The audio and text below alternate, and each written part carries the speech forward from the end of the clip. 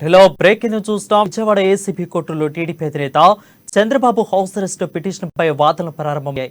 ఈ మేరకు హౌస్ అరెస్టుకు అనుమతించాలని కోరుతూ చంద్రబాబు తరపు న్యాయవాది పిటిషన్ దాఖలు చేశారు. చంద్రబాబు హౌస్ అరెస్టు పిటిషన్పై సిఐడి కౌంటర్ దాఖలు చేసింది. బిల్ రాకపోయేసరికి హౌస్ అరెస్టు కోరుతున్నారన్న సిఐడి హౌస్ అరెస్టుకు అనుమతిస్తే కేసులు ప్రభావితం చేసే అవకాశం ఉందని కౌంటర్ పిటిషన్లో పేర్కొంది. అరెస్టు చేసిన సమయంలో చంద్రబాబు ఆరోగ్యంగా ఉన్నారని, కోర్టు ఆదేశాల మేరకు జైల్లో అన్ని రకాల సదుపాయాలు కల్పించామని సిఐడి కోర్టుకు తెలిపింది. అయితే సిఆర్పిసిలో హౌస్ అరెస్టు అనేది లేదన్న సిఐడి మరో 2 కేసుల్లోనూ చంద్రబాబు నిందితుడిగా ఉన్నారని వెల్లడించింది.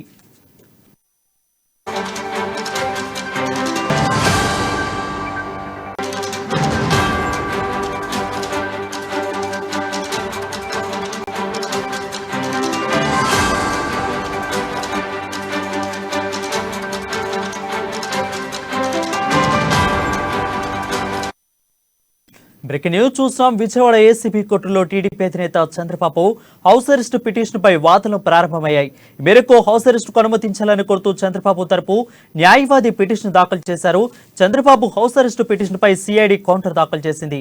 దీనిపై మరింత సమాచారం మా ఇన్పుట్ ఎడిటర్ శ్రీనివాస్ అందిస్తారు. శ్రీనివాస్, చెప్పండి, వాదనలు ఎలా జరిగాయి?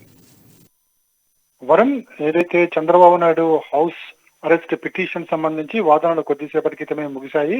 4:30 గంటలకు దీనికి సంబంధించి ఏసీబీ కోర్టు తీర్పు వెలువరించనుంది. అయితే మొత్తానికి ఏదైతే హౌస్ అరెస్ట్ ఇరుపక్షాలు తమ వాదనలు వినిపించారు. చంద్రబాబు తరపున ఏదైతే ఢిల్లీ సుప్రీంకోర్టు న్యాయవాది సిద్ధార్థ్ లూథ్రా వాదన వినిపించడం జరిగింది. ఆయన ఉదయమే కోర్టుకు వెళ్తూ కూడా కొన్ని పాయింట్స్ చెప్పడం జరిగింది. ఏదైతే మాజీ ముఖ్యమంత్రి హోదాలో చంద్రబాబు నాయుడికి ప్రాణహాని ఉంది అని చెప్పేసి ఆయన జైల్లో ఉంచడం కరెక్ట్ కాదు అని చెప్పేసి కూడా ఆయన చెప్పడం జరిగింది. ఆయనకి ఉన్న ఎన్ఎస్జీ భద్రత దృష్ట్యా, అదేవిధంగా ఆయన వయసు రీత్యా ఆరోగ్యము, అదేవిధంగా అతను తీసుకునే మందులు అన్ని కూడా పరిగణలోకి తీసుకుని హౌస్ అరెస్ట్ కి అనుమతి ఇవ్వాలని చెప్పేసి కూడా పిటిషన్ వేయడం జరిగింది. ఏదైతే కోల్కతా కావచ్చు, అదేవిధంగా 2-3 కేసులకు సంబంధించి సుప్రీంకోర్టు ఇచ్చిన జడ్జిమెంట్స్ ని ఆయన ఉదాహరణగా చూపే ప్రయత్నం కూడా చేశారని చెప్పి తెలుస్తుంది. అయితే మరోవైపు సిఐడి కూడా తన వాదన గట్టిగా వినిపించింది.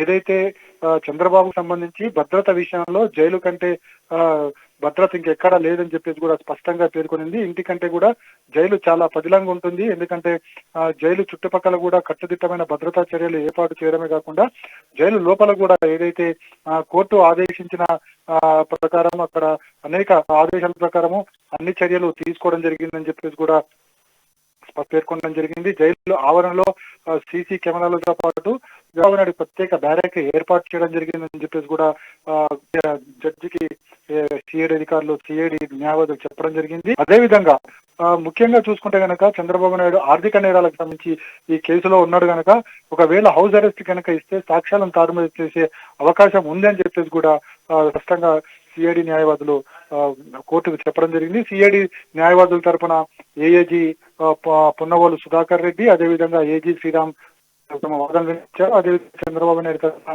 సిద్ధార్థ్ రుద్ర వాదనలు వినిపించడం జరిగింది. మొత్తానికి ఈ కేసుకు సంబంధించి మరొక ఉత్కంఠ అయితే కొనసాగుతుంది.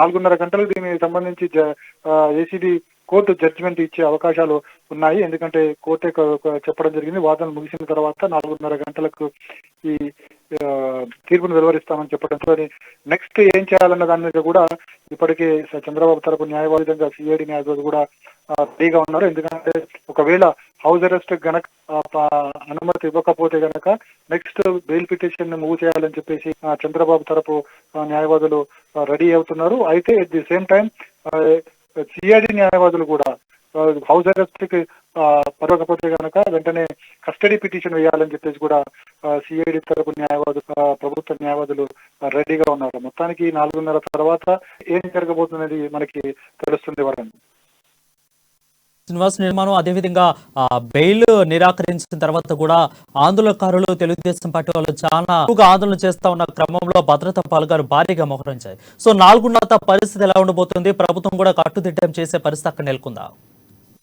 యాక్చువల్ గా నిన్న జరిగిన దానికి ఈ రోజు చాలా తేడా ఉంది. ఎందుకంటే ఈ రోజు ఆల్రెడీ రిమాండ్ పై టీడీపీ శ్రేణులు బంధుకు పిలుపునివ్వడం జరిగింది. బంధు కూడా అక్కడ మిశ్రమ స్పందన మాత్రమే కనిపించింది. అయితే మరోవైపు 4:30 గంటలకు హౌస్ అరెస్ట్, అంటే already Chandrababu Naidu arrest remand రెండు జరిగిపోయింది. అరెస్ట్ రిమాండ్ జరిగిపోయిన తర్వాత పెద్దగా ఇప్పుడు స్పందన వచ్చే అవకాశం పెద్దగా లేదని చెప్పొచ్చు. ఎందుకంటే ఈ రిమాండ్ లోనే జైలు కాకుండా హౌస్ అరెస్ట్ చేయమని చెప్పేసి చంద్రబాబు తరపు న్యాయవాదులు కుదరదు అని చెప్పేసి ఆల్రెడీ నిన్న రాత్రే సిఐడి అధికారులు కూడా చెప్పడం జరిగింది. ఎందుకంటే ముఖ్యంగా చంద్రబాబు నాయుడిని రాజమండ్రి సెంట్రల్ జైలుకు తరలించాలని చెప్పేసి తరలించే క్రమంలోనే ఏదైతే ఏసీబీ కోర్టు ఇచ్చిన ఆదేశాల ప్రకారం అక్కడ ప్రత్యేక బ్యారెక్ ను ఏర్పాటు చేయడం జరిగింది. అదేవిధంగా చంద్రబాబు బ్యారెక్ సంబంధించి కూడా ఇటు డీజీపీ అదేవిధంగా జిల్లా కలెక్టర్ దగ్గరుండి ఏర్పాట్లను సమీక్షించారు. ముఖ్యంగా ప్రోటోకాల్ ప్రకారం చూసుకుంటే కనుక చంద్రబాబు హై సెక్యూరిటీలో ఉన్నారు కాబట్టి ఎలాంటి ఉపద్రవము సంభవించకుండా, ఎలాంటి అటాక్స్ జరగకుండా పూర్తి స్థాయిలో ఏదైతే జైలు చుట్టుపక్కల కూడా కొత్తగా సీసీ కెమెరాలు ఏర్పాటు చేయడంతో పాటుగా ఏదైతే స్పెషల్ బ్యారేక్ ఉందో ఆ బ్యారేక్ చుట్టుపక్కల కూడా ఎవరు రాకుండా అదేవిధంగా ప్రత్యేక గదిని బ్యారేక్ ని కూడా పూర్తి సురక్షితంగా ఏర్పాటు చేయడం జరిగిందని చెప్పేసి కూడా సిఐడి అధికారులు అదేవిధంగా రాష్ట్ర పోలీస్ యంత్రాంగం కూడా చెప్పడం జరిగింది. సో ఇవన్నీ చూసుకుంటే కనుక ఇక రిమాండ్ కొనసాగుతుంది కాబట్టి పెద్దగా టీడీపీ సైడ్ నుంచి ఇంతకన్నా ఎక్కువగా స్పందన వచ్చే అవకాశం లేదని చెప్పేసి కూడా తెలుస్తుంది. అయితే బెయిల్ పిటిషన్ తర్వాత పిటిషన్ కంటే ముందు కస్టడీ పిటిషన్ కి వచ్చే అవకాశం ఉంది కాబట్టి అప్పుడు ఆ తర్వాత ఏం జరగబోతుందో చూడాల్సిన అవసరం ఉంది. Varun, thank you Srinivas for the clear update.